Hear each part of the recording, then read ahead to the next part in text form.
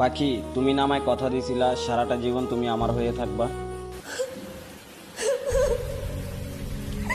জনমে জনমে তোমারে গোছাই মরণেও পাই যেন পারি। সখী তোমারে বাঁধিব, তোমারই থাকিব, বাসিব ভালো শুধু তোমারে। কথা দিয়েছিলাম আমি তোমার জীবন পাখি হয়ে থাকবো,